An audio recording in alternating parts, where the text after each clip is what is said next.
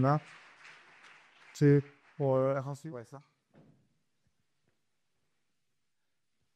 So hello everyone, and thanks for being here. So I'm Emeric, software engineer from BlaBlaCar, and today I will share with you a real life case that we had at BlaBlaCar and how we solved it using taking advantage of data contracts.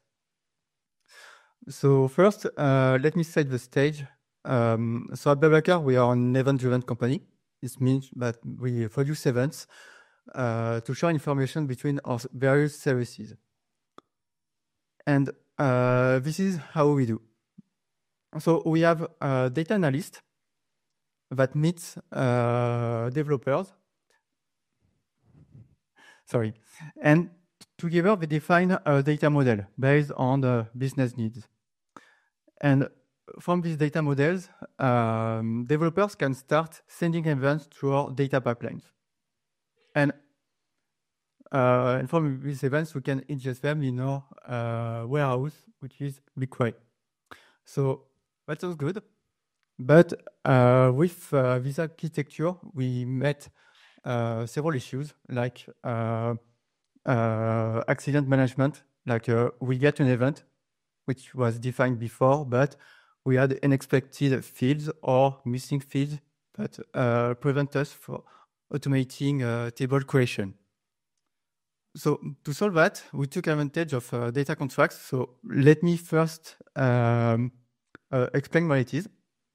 So a data contract is an agreement between data consumers and data producer. And in data contracts, we can find like many elements, like a schema definition. So what data will be sent, data quality.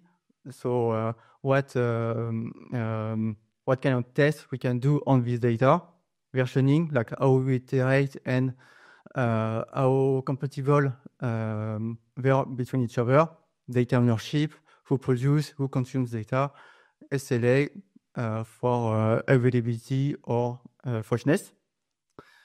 And to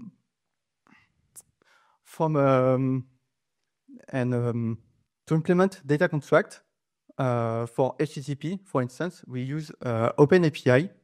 And OpenAPI allowed us to, from a YAML file, to define like everything related to useful for HTTP, like on top of what I've explained before.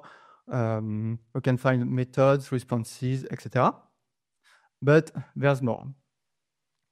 So data processors and consumers define the YAML file, and then from it, we can generate data classes, what we call data transfer object.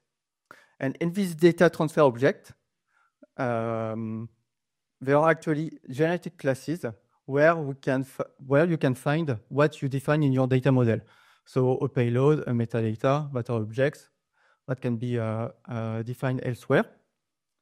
And from these generated classes, developers can start producing events based on the actual data contract and create their HTTP request. And on consumer side, they also receive events with the data transfer object and can reliably process their data. So that's it for the HTTP case. Now let's see what we do with our streaming platform. So as a streaming platform, we use Apache Kafka and then Avro schemas. And what's great with Avro schemas is once they are defined, once again by producers and consumers, we are gonna also generate data classes where we can find also the schema of the event.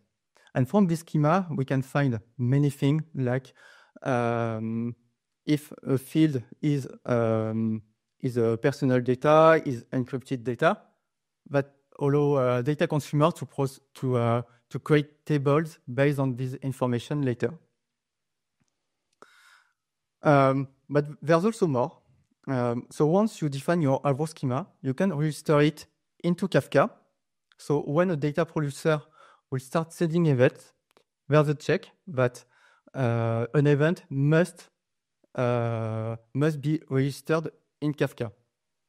So this way we prevent all poorly formatted data to come into the data pipeline.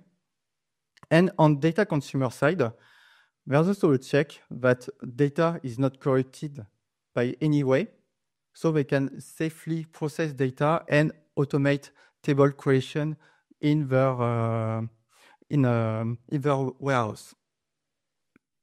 So using this architecture, we could create more reliable data pipelines and also more scalable, as now we are ingesting more than 200 different kinds of data, and automate our process more easily.